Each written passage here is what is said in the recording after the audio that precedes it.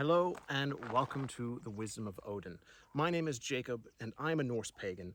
And today I want to talk about a subject and a question and answer this question that a lot of people still ask me to this day.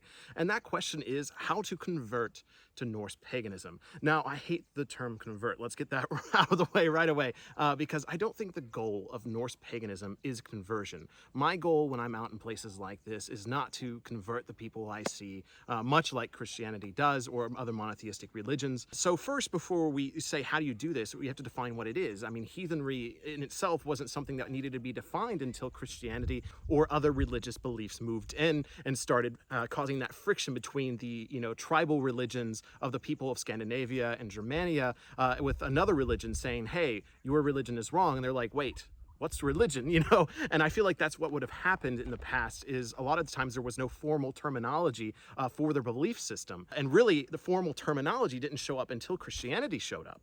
And so what we're really left with is Christian definitions. Even the term pagan, heathen are all things that come from Christianity. So a lot of people still use the term heathen or Norse pagan like I do, because it is the term that has become associated with people that worship the old gods. And I think the best definition, which is actually going to give us the answer to this question of how do you convert to Norse paganism or heathenry, comes from the Icelandic people and what they wrote down after conversion. So they actually defined heathenry and what it was to be a heathen, and it's really quite simple. To be a heathen is to worship heathen gods. That is it. And so to me, that is how you convert. You worship heathen gods. Now, the question of how to worship them definitely is something that is hard to answer in one video. Now, there is one problem that we kind of need to discuss here. And there's a positive side and a negative side to this. So the barrier to entry for heathenry, for Norse paganism, is very low. Worship heathen gods. On one side, that's a good thing because it's actually quite easy to become a heathen. All you have to do is worship the heathen gods. Hail you, Odin. Hail the spirits of these woods. Hail the ancestors. Here's this offering. Thank you for everything. You're wonderful. You're amazing. Skull. And that's all you have to do. And you don't even have to throw the apple. You don't have to say what I said. There's no set words to say. You just have to worship the heathen gods. And you can do that with your voice. You can do it with your thoughts. I prefer voice. You can give offerings, celebrate the holidays. There's a lot of different things you can do. And I think that's, why my channel exists, is because there's a lot of nuances you can explore and go through. So I do actually have a whole playlist for beginners. If you really want to dive into the nitty gritty, to get into the details, 30, 40-minute long videos on all the little details of Norse paganism and heathenry and history, that's what that playlist is for. This video is really supposed to, honestly, you can stop watching at this point. That's the main point right there, is you just have to worship the heathen gods. Boom, you're a pagan, congratulations. You don't need a piece of paper. I can't give you the, the blessing to be one. There is no baptism. There is no piece of paper. You don't have to get an oath ring. You don't have to get a Mjolnir. At the end of the day, you just have to worship heathen gods. So that low barrier of entry definitely creates a positive in the sense that, anyone can become one. I definitely, when I look historically, there is no evidence to say that the people of the past, the Viking Age people, the Bronze Age people, would have been closed off as far as a society. Now, the other side of this, the problem, is that quite frankly, the barrier of entry is so low that anyone can become a heathen. And so sometimes you get some people that are less than desirable, and these people come in all shapes and sizes.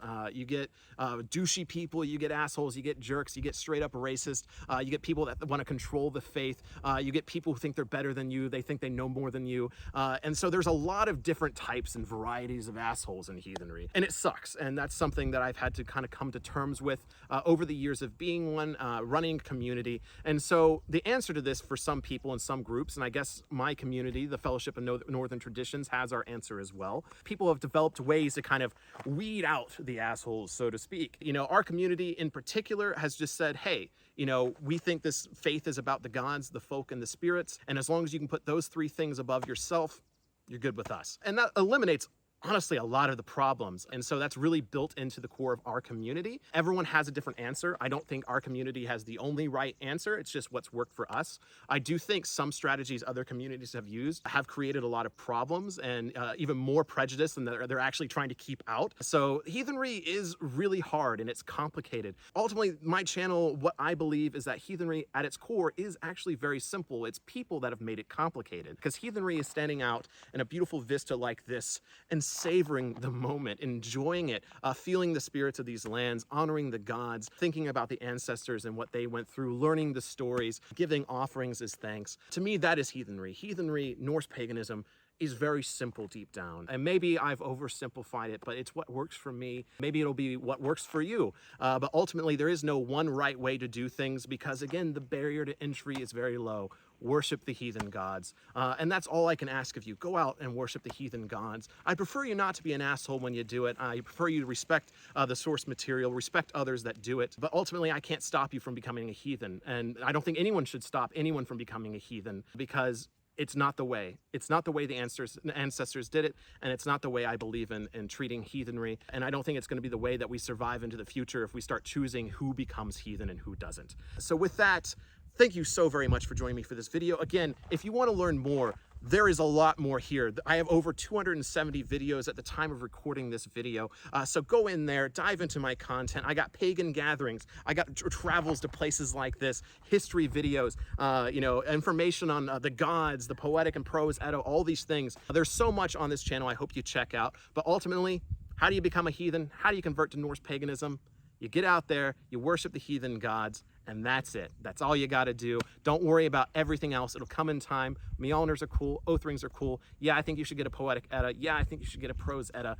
But ultimately, it's about worshiping the heathen gods. Get out there, worship the heathen gods, and until the hall, Skull.